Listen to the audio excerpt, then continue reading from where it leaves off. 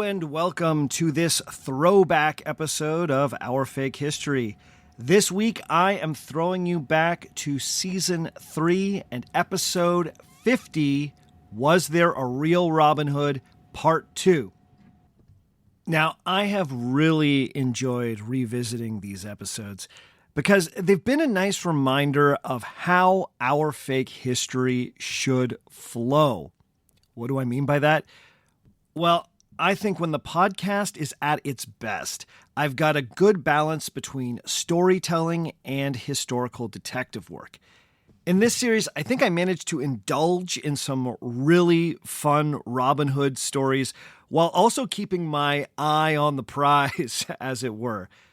The hunt for the historical Robin Hood can be a twisty, turny affair, and I felt really proud that I was able to describe some complex historical arguments while not getting lost in the weeds.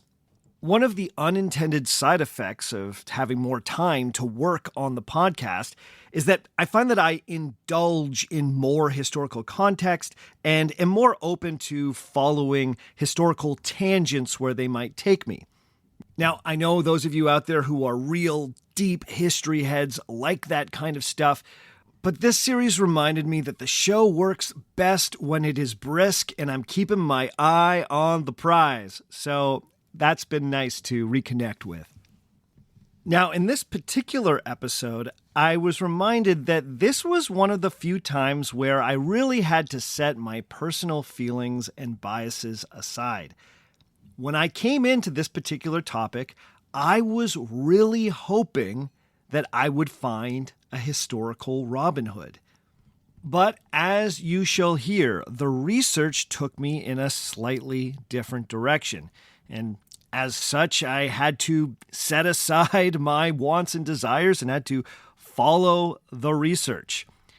The other time I can think of this happening on the podcast was when I explored the question of whether or not there were real Amazon warriors. And I looked at the research done by the prominent folklorist Adrian Mayer. Now, in that particular series, I really wanted to believe that the Amazons were based on real people, and Adrian Mayer's research suggested that they may very well have been. But then I came across work done by other scholars that was deeply critical of Mayer's conclusions. In that series, I think I may have given a little extra weight to those critical voices because I personally did not want to be perceived as being biased. Perhaps I should have stood up for Adrian Mayer a little bit more in that case. This is one of the difficult things about making a show like this. I want to be as reasonable and as thoughtful in my conclusions as possible. I always try to show my work to you folks, but I'm not perfect. Sometimes I overcorrect. So when I was listening back to this series on Robin Hood, I was like, did I do that in this case? Should have I given more credence to those theories that suggested that there was a historical Robin Hood? So I'm going to let you decide while you are listening back how well I handled this particular topic. Personally, I stand by all of my conclusions, but I just wanted you to know that this is something that I'm always wrestling with. This is why I appreciate listener feedback and do my best to incorporate it into the show. All right, let's get into it. But before we do, I just want to remind you that next week we are dropping the first episode of Season 11. So a brand new episode of Our Fake History is going to be hitting your feeds next week. I can't wait to talk to you then. All right, in the meantime, please enjoy episode number 50, Was There a Real Robin Hood? Part 2.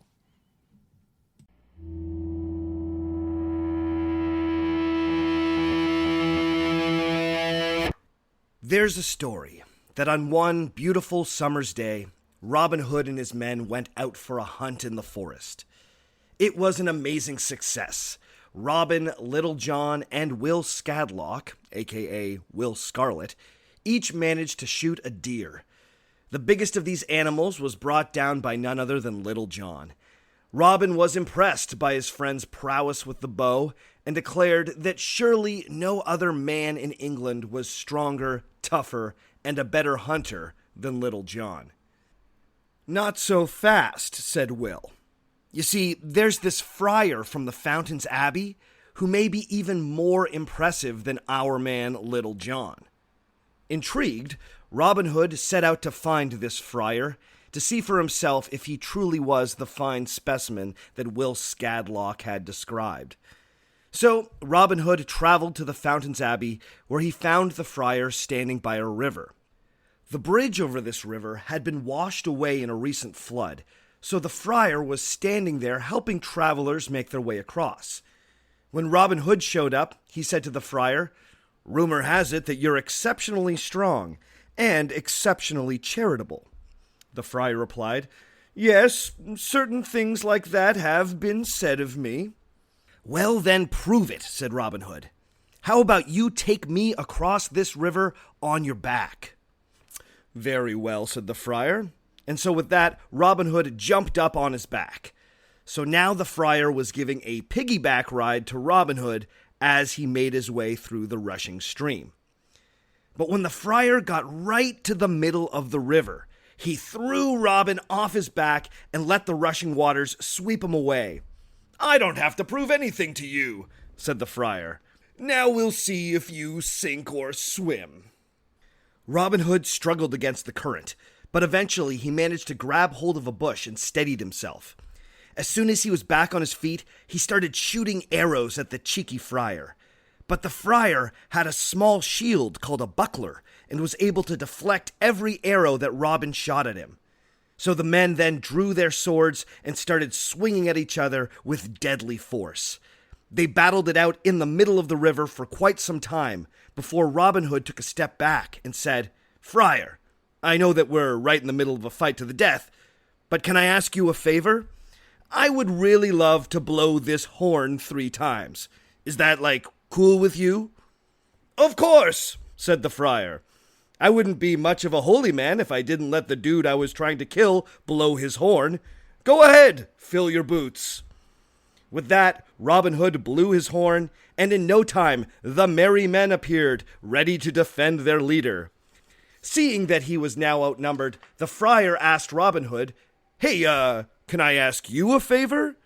Do you mind if I whistle?" "Well, I suppose fair is fair," said Robin Hood, and with that, the friar whistled, and a pack of angry dogs suddenly appeared. It turns out the friar was a dog summoner. Robin Hood and the merry men fought the friar and his dogs until eventually both sides were exhausted. Robin Hood turned to the friar and said, "I would sooner have you as an ally than an enemy. What do you say? Will you join our merry band and bring the word of God to these outlaws?" Thoroughly impressed by Robin Hood's prowess as a fighter, the friar agreed. He returned with Robin to the greenwood, and from that day forth, he was one of the merry men. The end. So, there's a weird little story for you. That was a retelling of the ballad Robin Hood and the Curtal Friar, of course, with my own little embellishments thrown in. Now, believe it or not, that one's considered a bit of a classic in Robin Hood lore. Eventually, it would become the canonical origin story for one of the most well-known Robin Hood accomplices, Friar Tuck.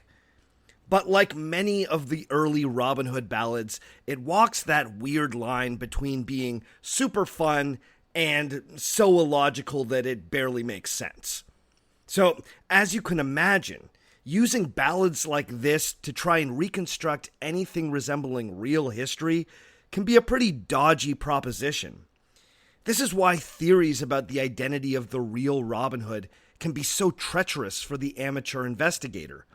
Trying to evaluate the merits of a Robin Hood theory is kind of like trying to decide if it's safe to accept a piggyback from an unknown friar. At first blush, the theory can seem reasonable, even inviting, so you hop on its back and you take it for a ride. But the next thing you know, you've been thrown into the rushing river of inconsistencies, anachronisms, and straight up fake history. You knew you never should have trusted that bald stinker. But despite these dangers, the hunt for the historical Robin Hood has been going on for centuries. In many ways, the search for the real Robin Hood has been around for almost as long as the stories about the legendary outlaw. Over the years, dozens, maybe even hundreds of amateur and professional historians have dedicated themselves to the quest of finding the man behind the myth. Have any of these researchers been able to strike gold and find compelling evidence that there was, in fact, a real Robin Hood? Let's find out today on Our Fake History.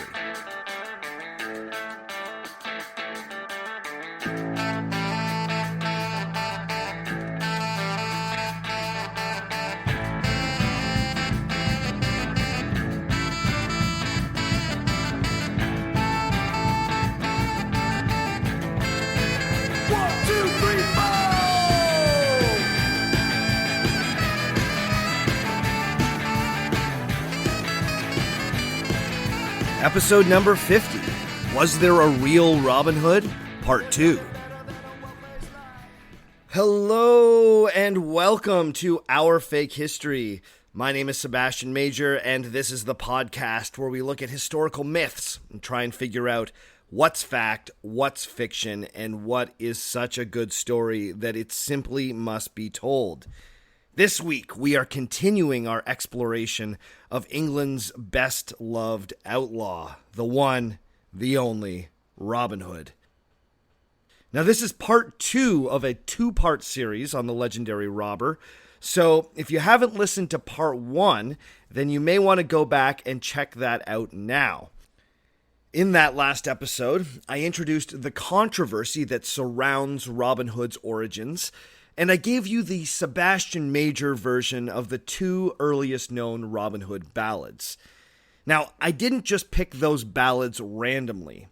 Those scholars who have set themselves to finding the real Robin Hood will often use those ballads as a sort of treasure map. The idea is that they may contain clues about the true identity of Robin Hood. So, as you might expect, today I'm going to be making references to many of the specific details in those ballads. So if you haven't heard them yet, then you may want to go back now and take a listen. In that last episode, I also brought up the point that Robin Hood is a very old figure in English folklore. So old, in fact, that no one is exactly sure when Robin Hood first started to appear in English balladry. By all accounts, his stories existed as oral traditions for decades and maybe even centuries before they were written down.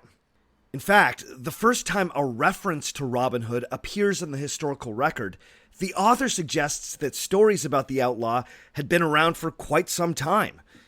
This reference appears in the medieval social satire called Piers Plowman from the year 1370. In it, the author William Langland attacks the sin of sloth by putting these words in the mouth of a lazy priest.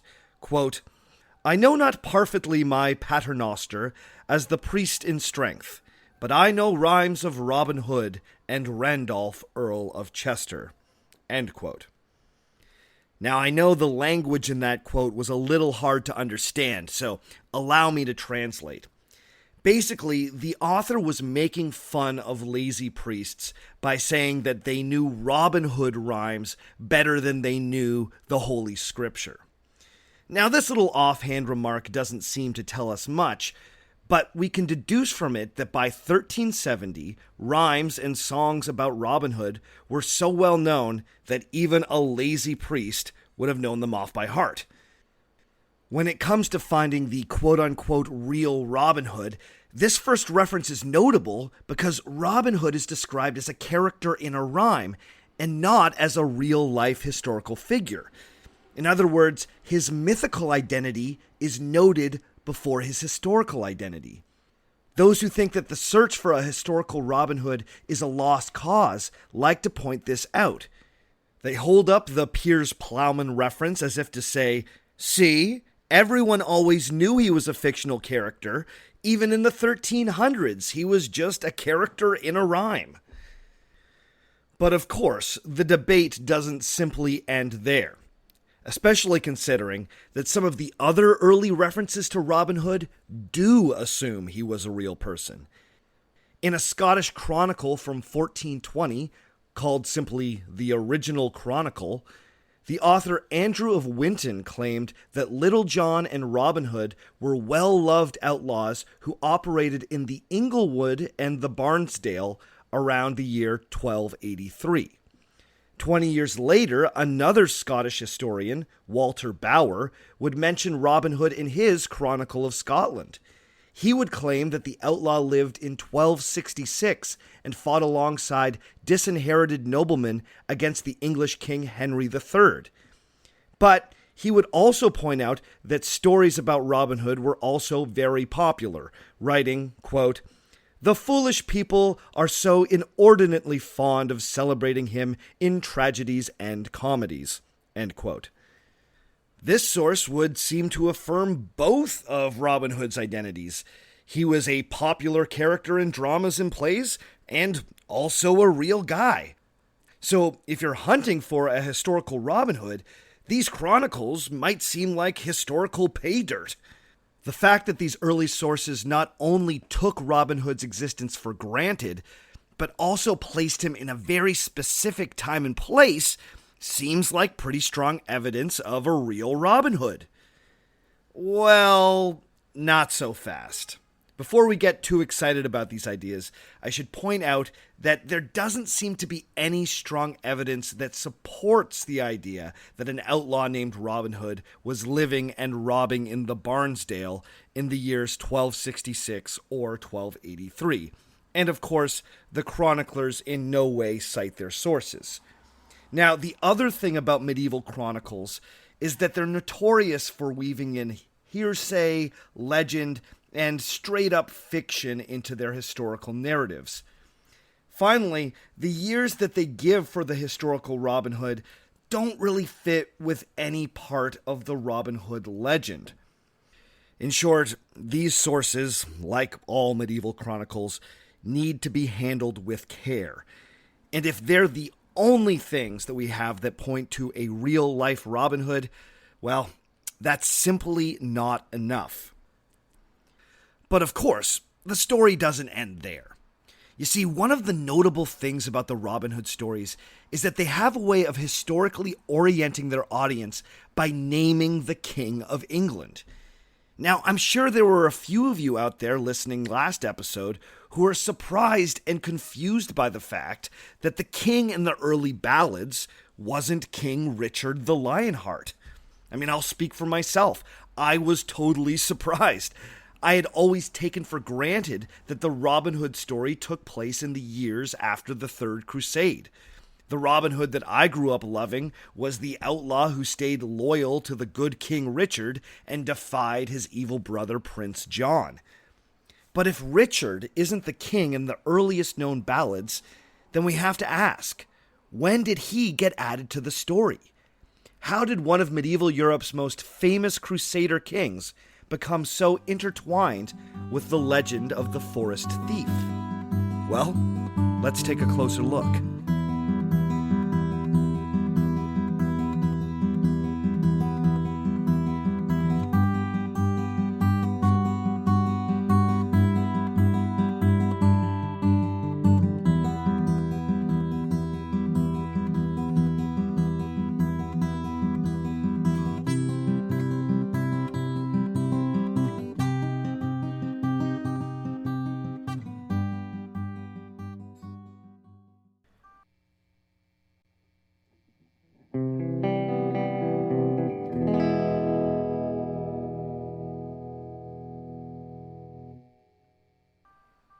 In the 1500s, the character of Robin Hood went through an important transformation.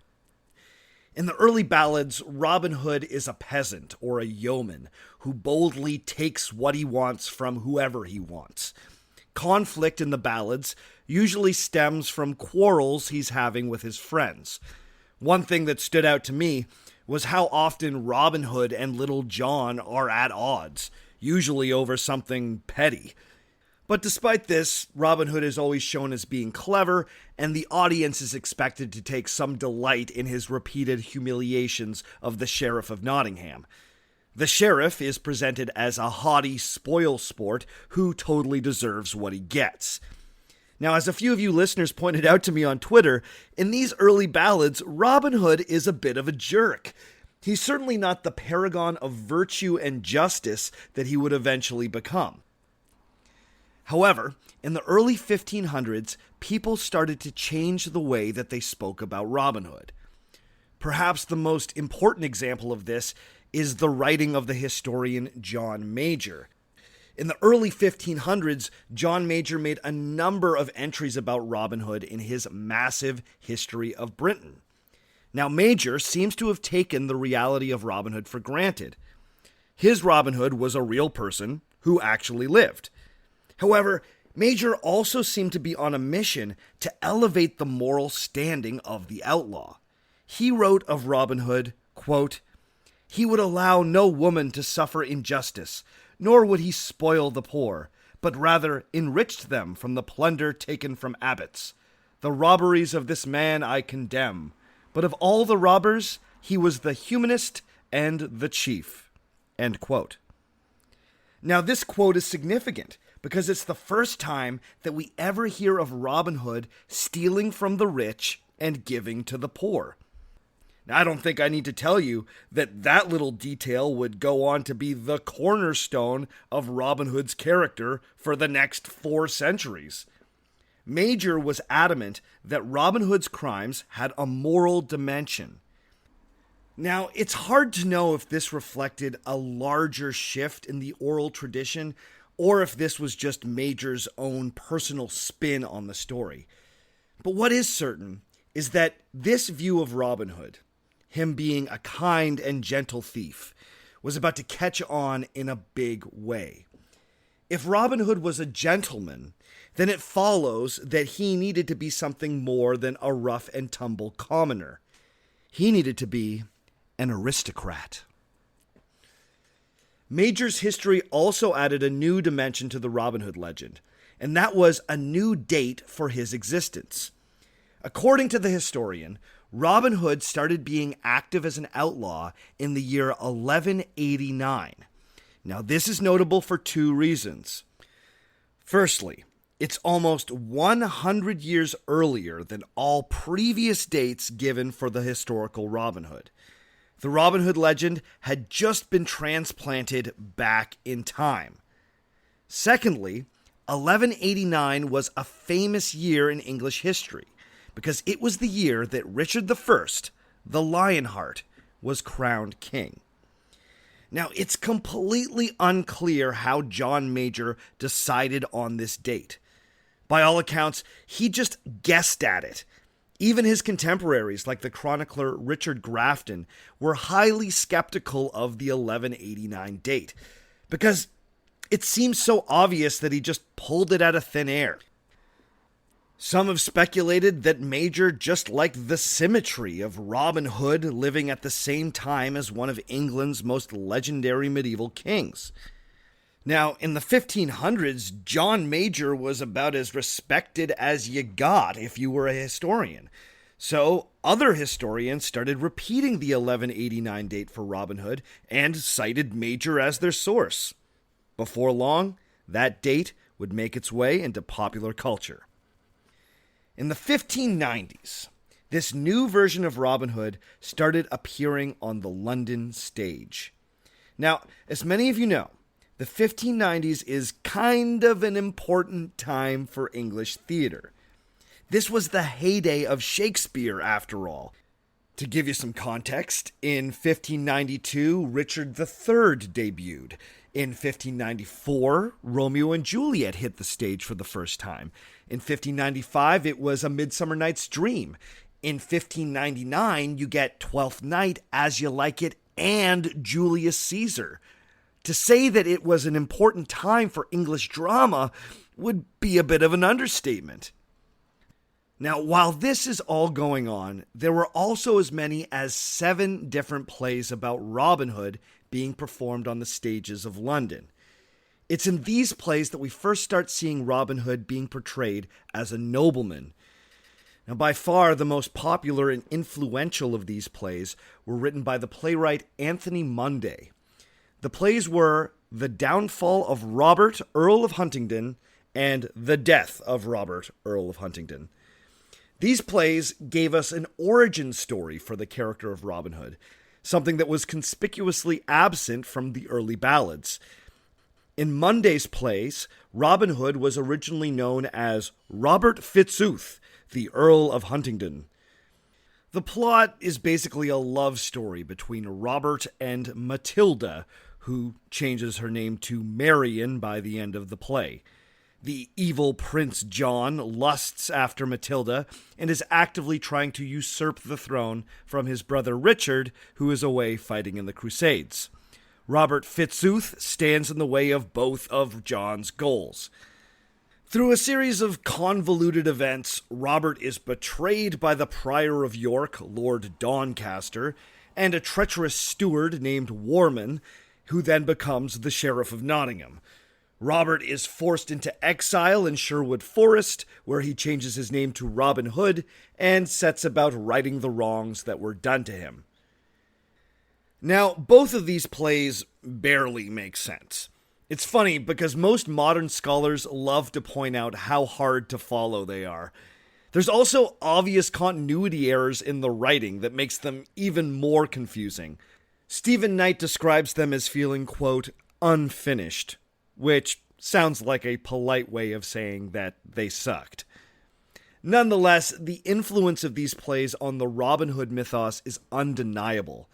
After Munday's plays, almost every subsequent Robin Hood story portrayed him as a wronged nobleman. He was loyal to King Richard and defied Prince John and his henchmen. The play also popularized the Maid Marian character. From here on in, Robin Hood's adventures would become much more like the chivalric adventures of medieval knights. He wasn't just out to get a good laugh by making the sheriff eat his own stolen food. Now he was actively defending the honor of his lady love. As you can see, after the Anthony Munday plays, the fictional Robin Hood would never be the same. But perhaps even more interesting for us, Munday's plays would also affect the search for the historical Robin Hood. Scholars now started actively hunting for hard historical proof that the Earl of Huntingdon in the late 12th century was someone named Robert Fitzooth. Now, when these researchers came up empty-handed, well, then they started indulging in some very fake history. In 1746, one researcher named William Stuckley even went so far as to create a fake family tree for Robert Fitzooth. This phony genealogy traced Robin Hood's origins back to the Normans who came over with William the Conqueror in 1066. Stuckley, of course, didn't cite his sources for any of this information. He also seemed to play pretty fast and loose with his names and dates. His family tree is built around some real historical figures, but then he happily fills in the blanks with completely fictional ancestors until we get to Robert Fitzooth. Now, despite the fact that most serious Robin Hood scholars now consider this family tree to be completely unconvincing, it continues to act as a red herring for those searching for the real Robin Hood. It's a fake clue that can give hope to researchers who might have a sentimental tie to the idea that Robin Hood and Richard the Lionheart were contemporaries. Now, part of the reason that many have such an emotional connection to this idea is thanks to the writer Joseph Ritson. In 1795, Ritson published one of the most famous collections of Robin Hood stories ever assembled. It was called Robin Hood, a collection of all the ancient poems and songs now extant, relating to the celebrated outlaw. It's in this collection that the Robin Hood that we might recognize today really took shape. For his part, Ritson seems to have believed that Robin Hood was a real person who lived at the time of King Richard the Lionheart. In his introduction to the work, Ritson made reference to a manuscript written around the year 1600, simply called The Life of Robin Hood. This manuscript, that had been preserved in the British Library's Sloane collection, claimed that Robin Hood was a disinherited noble who lived at the time of King Richard. According to Ritson, this manuscript also offered a new tidbit, and that was the true place of Robin's birth, Locksley, England. So here we have the origin of Robin Hood as Robin of Locksley. Ritson's Robin Hood collection was extremely popular. It contained all the Robin Hood stories that would continue to pop up in the literature and the movies from then on in. Robin Hood fighting Little John on a bridge over a river, you better believe that's in Ritson. After the Ritson collection, Robin Hood was always Robin of Locksley. This collection hugely influenced Sir Walter Scott, who put Robin of Locksley in his super famous novel, Ivanhoe. Sir Walter Scott's Robin Hood would eventually serve as the template for the Robin Hood of the entire Victorian era. And Victorian Robin Hood would then form the template for all the movie Robin Hoods of the 20th century. So, long story short, Ritson's collection would basically influence 2 centuries worth of Robin Hoods. As a result, you get 2 centuries worth of people who are connected to the idea that Richard the Lionheart and Robin of Locksley were pals. But here's the thing. It's actually pretty easy to debunk this whole idea. First and foremost, there was no Robert Fitzooth, Earl of Huntingdon. He just does not exist in the historical record. Aside from William Stukeley's obviously fabricated family tree, there's simply no mention of him in any records from the reign of Richard I. When you go back and check who the real Earl of Huntingdon was in the late 1100s, you discover that it's actually a guy named David of Scotland. David of Scotland was actually a pretty important dude back in the late 12th century. At one point, he was heir to the Scottish throne. He was so famous, in fact, that Sir Walter Scott would later create a fictionalized version of David in his novel The Talisman. Now, there are some people out there that think this David of Scotland may have actually been the historical Robin Hood. After all, he did serve on crusade with King Richard I, and he also once took part in a siege on Nottingham Castle, where the Sheriff of Nottinghamshire was being held captive. So, I mean, there's some overlap here, but beyond that, he's not really the best fit for Robin Hood. But of course, the biggest knock against the 1189 theory is that it's completely incompatible with the early ballads. As we all learned in the last episode, the king in the earliest Robin Hood stories isn't named Richard. He's called Edward. And Robin Hood is clearly identified as a yeoman or a free peasant, not a lord. Now, those early ballads might be weird and complicated, but they are very clear about those 2 things. Robin Hood was a commoner, and he did not live during the reign of King Richard the Lionheart. So, what clues do those ballads offer us? Well, let's dive back into those stories and see if we can answer that question now.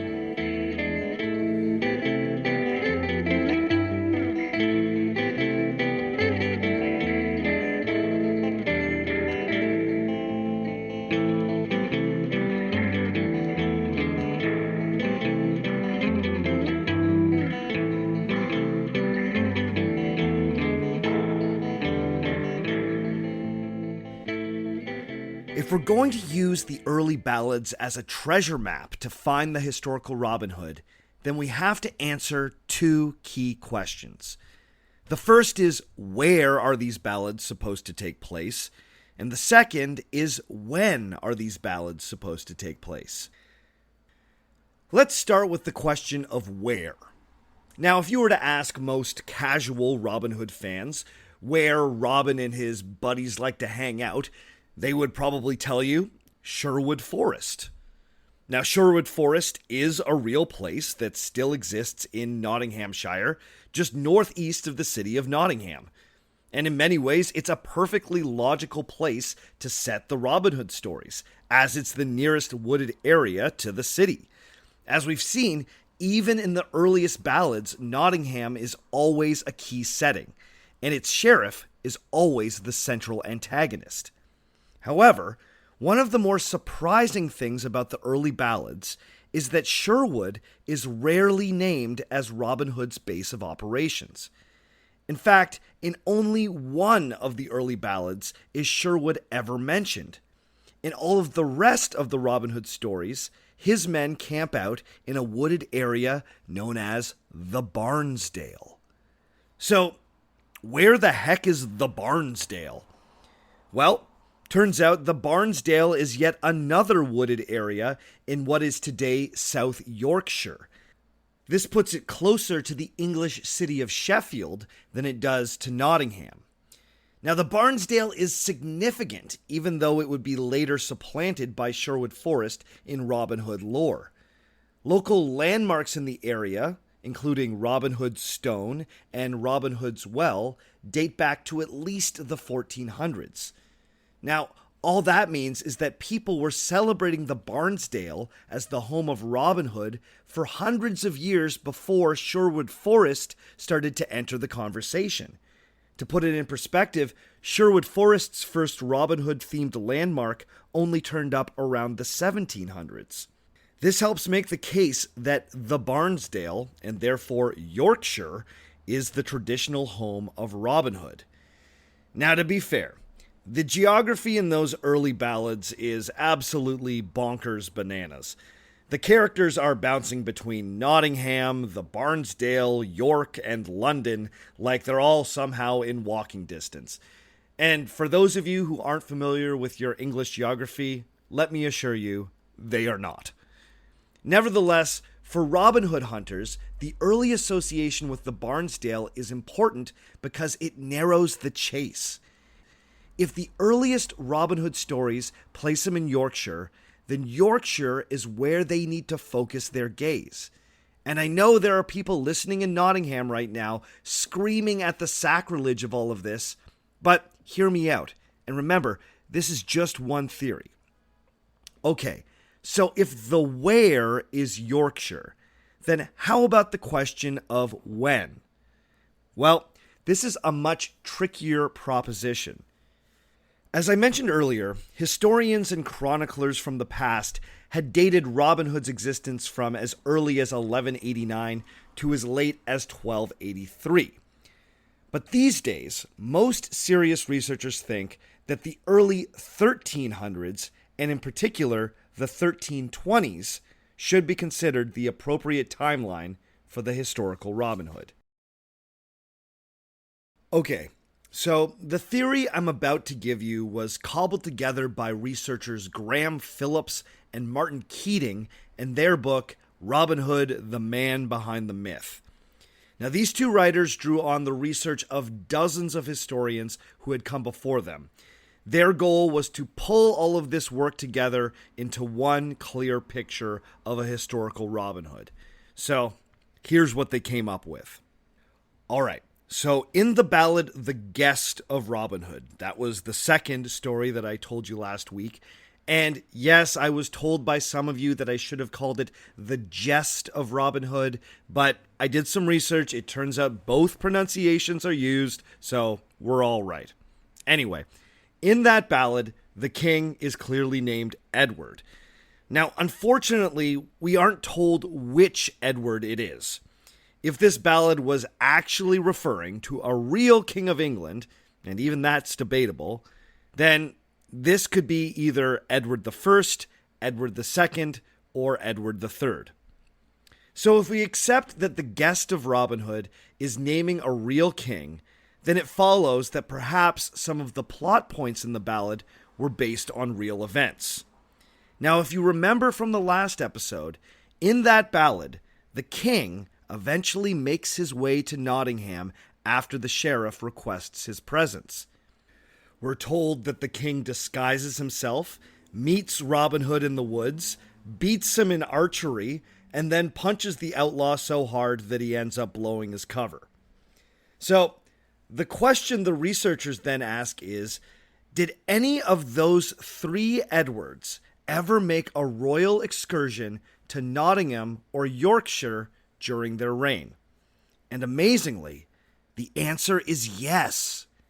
Edward II made a royal progress to Yorkshire in the year 1323. Now, the reason he made this royal progress is even more interesting. You see, in the year previous, Edward's cousin, the Earl of Lancaster, had mounted a rebellion against the king. The Earl had been upset that the king had reneged on a promise to adopt a number of reforms that would have helped the Earl's starving tenant farmers. Upset by the king's waffling and knowing that Edward II was weak, the Earl mounted a rebellion. So, we have a rebellion that was partially about getting food to the poor. At least, partially. To make a long story short, the Earl of Lancaster's forces were utterly destroyed by the king's troops, and the rebellion quickly lost steam. However, in the time after that decisive battle, the men who had supported Lancaster were forced to go into hiding and live as outlaws. So, the Lancastrian rebellion created a situation where you now have all these former fighting men living on the lam, unable to return to their families, and completely afraid of running afoul of the royal authorities. This is all starting to sound a little familiar. In 1323, when King Edward made his, quote, royal progress up to Yorkshire, where the rebellion had just taken place, one of his main goals was to pardon as many rebels as he could and bring them back into the fold. You see, Edward was now facing threats from a number of other powerful barons, and civil war seemed more than likely. So he needed as much support as he could get, and that included former rebels from Yorkshire. So the king's mission in 1323 was explicitly about pardoning outlaws. Now, this is some obvious echoes in the story of The Guest. Remember, Robin Hood is pardoned by the king for killing the sheriff and is then invited into Edward's service. So far, we've got a pretty good match here. If there was a real Robin Hood, then perhaps he was a Lancastrian rebel leader. It makes some sense that a Lancastrian rebel would become a folk hero, especially when you consider that the Earl of Lancaster himself was venerated as a martyr by many in Yorkshire. Okay, now this is where the theory really starts to get juicy. So, in The Guest, we're also told that Robin Hood travels with the king back to court where he serves him. So we have to ask, are there any records of someone named Robin Hood or Robert Hood working for the King of England starting sometime after the fall of 1323?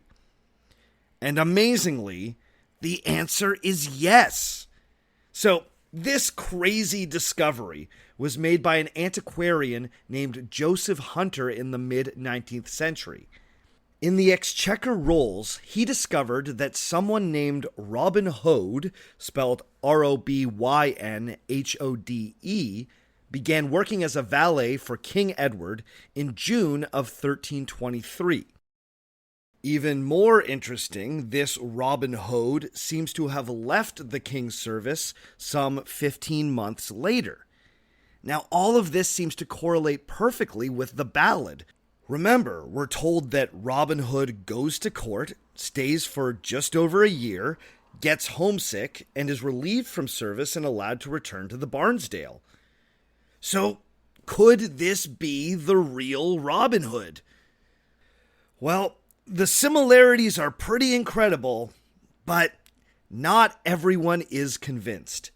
For instance, historian J.C. Holt notably threw some cold water on this theory when he pointed out that the Robin Hood in the Exchequer Rolls started getting paid a few months before the king would have made it to either Nottingham or Yorkshire. In his estimation, the timeline for that particular Robin Hood just didn't work. Basically, it doesn't really make sense for the king to have met the real Robin Hood before he even visits Nottingham.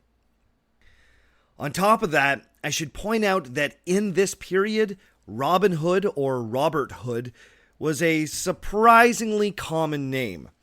Historians who have examined the records from this era have found hundreds of people named either Robert or Robin Hood, spelt all sorts of ways. I know that seems kind of crazy now. I mean, when's the last time you met a Robin Hood? But apparently in the 14th century, it was about as common a name as you could get. So it's not so crazy that a completely unrelated Robin Hood was working for the King of England around the time he made his journey north. However, Hunter also discovered that there was a tenant farmer living in Yorkshire near the Earl of Lancaster's castle of Wakefield named, you guessed it, Robert Hood. Even better, this particular Robert Hood had a wife, and she was named Matilda. Now remember, in Anthony Monday's play, Matilda is the name that Maid Marian has before she changes it. So we have a Robin and a Marian living in Yorkshire a few miles away from the Barnsdale. In 1944, archaeologist J.W. Walker helped this theory along by discovering that this particular Robert Hood also participated in the Lancaster Rebellion and fought under the command of the rebellious Earl. So, this is a very tantalizing clue. We've got a Robert Hood and a Matilda who are both Lancastrian rebels who might have become outlaws. Oh boy, we're getting close here. But sadly, Robert Hood's trail goes cold after that decisive battle that ended the rebellion. Did he die in the battle? Did he go into the woods? Did he start leading a band of outlaws? Did he eventually become the inspiration for one of the most beloved folk heroes in the world? Sadly, we just don't know.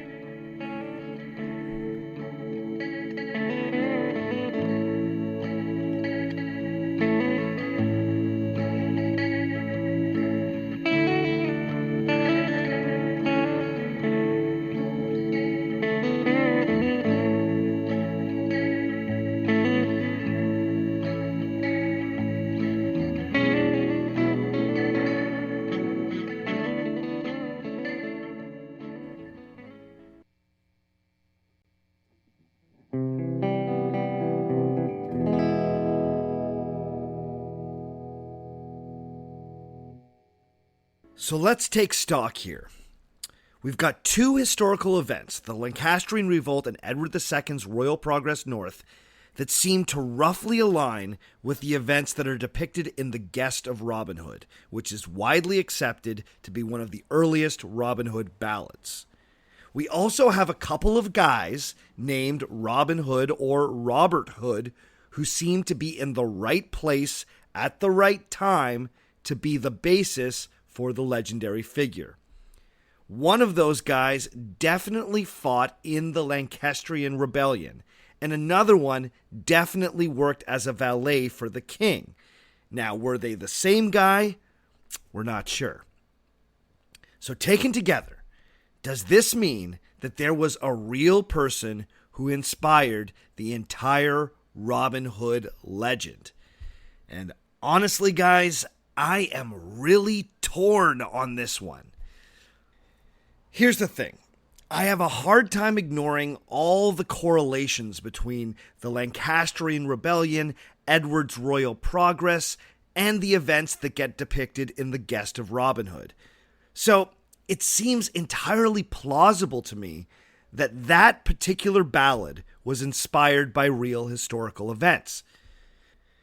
It also makes sense to me that the Lancastrian Revolt may have inspired the medieval balladeers to set their Robin Hood stories in the region between Yorkshire and Nottingham. After all, in the early 1300s, that would have been outlaw country. But here's why I can't give a nice hard yes to the question of was there a real Robin Hood. While I'm totally willing to accept that events like the Lancastrian Rebellion influenced the early ballads, we still don't have any good evidence to suggest that any of those Robert Hoods living around Yorkshire inspired the character. It's also worth pointing out that there's only really one early ballad that overlaps with these real historical events, and that's The Guest of Robin Hood. The other early ballads, like Robin Hood and the Monk or Robin Hood and the Potter, don't really have any connection to real history. My thinking on this is also deeply influenced by the so-called Robin Hood games and Robin Hood plays that were common in English villages from the 14th century onwards. During these festivals, Robin Hood was celebrated as a Pan-like figure, a sort of demigod of the woods. Now, I know I kind of poo-pooed the theory that Robin Hood was originally a forest elf in the last episode, but we shouldn't completely write off Robin Hood's connection to pagan religion. It's notable that these Robin Hood games were usually part of the May Day festival that celebrated fertility and a new growing season. Robin was honored as the king of misrule at these festivals. That was kind of a reverse king who used his authority to make everybody party. All of this is to say that from the very beginning, Robin Hood seemed to represent something considerably more mythic than historical. So, was there a real Robin Hood? Well, I'm leaning no, but you are free to make up your own mind on this one. I'm not ruling it out as a possibility, but I've yet to see a theory that both locates a likely candidate and explains how he was so quickly transformed into the multifaceted myth that is Robin Hood. Now, what is certain is that Robin Hood remains deeply fascinating and endlessly entertaining. His legend reminds us to stay true to our friends, to look out for the little guy, and to never be afraid to question the powers that be. For Robin Hood, authority was only to be respected when the person who wielded it proved themselves to be worthy. A title didn't automatically earn you respect or deference. A leader who proved themselves to be just and fair could be followed. A leader who proved to be vain and greedy, well, he could expect an invite to dinner where he'd be forced to eat his own stolen meat. Okay, that's all for this week. Thanks again for joining us. Join us again in 2 weeks' time when we will take on another historical myth. And guys, I've had my head so deep in Robin Hood, I couldn't help but get interested in Richard the Lionheart. So in a rare little sneak peek, I'm going to let you know that the next episode is going to be all about King Richard the Lionhearted, because my God, what an interesting character. A quick announcement before we go this week. On October 13th, that is Friday, October 13th, I am going to be a panelist at the Hot Docs Podcast Festival here in Toronto, Ontario. So at 9 a.m., if you are going to the podcast festival, come and check out my panel, and afterwards you can meet me. We can hang out. We can have a coffee. It's going to be early in the morning. Who knows? If you're really persuasive, maybe we can have a beer. But for coffees for sure. So that is Friday, October 13th, here in Toronto, Ontario, Canada. If you want tickets, you can go to hotdocs.ca and follow the links to the podcast festival, or you can go to my Facebook page at facebook.com/OurFakeHistory, and you will see the pinned link to my panel.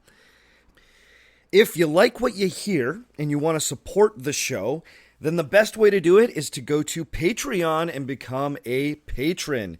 So if you go to patreon.com/OurFakeHistory, you can sign up to support the show at all sorts of different levels. And there's all sorts of lovely extras and prizes that come with the different levels of support. Normally, I give a shout out to all the people supporting at the $5 or more level at this point in the show, but this week I am so busy I could not get to all your names, so next week, 2 weeks from now, I promise you will all be getting your awesome shout outs. If Patreon isn't your bag, then you can go to ourfakehistory.com where you can make a one-time donation, or you can also buy the extra episodes through the website. If you don't have money to spare, but you still want to support the show, then the best way to do it is just go to iTunes or Stitcher or any other app that you use and write us a nice review. The reviews help. Give us 5 stars and tell the world why you like the show. It helps. In the meantime, if you want to reach out to me, you can get me at ourfakehistory@gmail.com. You can hit me up on Facebook at facebook.com/ourfakehistory. Or you can hit me up on Twitter at ourfakehistory.com. The theme music for the show comes to us from Dirty Church. You can check out Dirty Church at dirtychurch.bandcamp.com. And all the other music you heard on the show today was written and recorded by me. My name is Sebastian Major, and remember, just because it didn't happen doesn't mean it isn't real.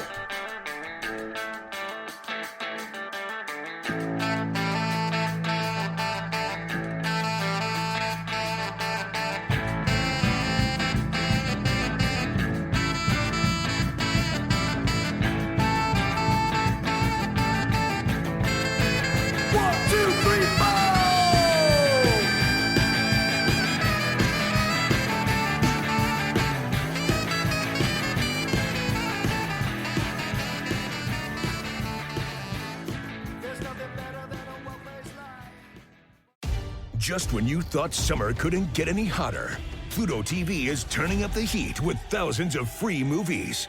Presenting Summer of Cinema. Stream your favorite blockbuster films like Gladiator. I will have my vengeance. Good Burger. This is what I call fast food. Beverly Hills Cop. The Girl with a Dragon Tattoo. And Julie and Julia. Bon appetit. All for free on your favorite devices. Pluto TV. Stream now. Pay never.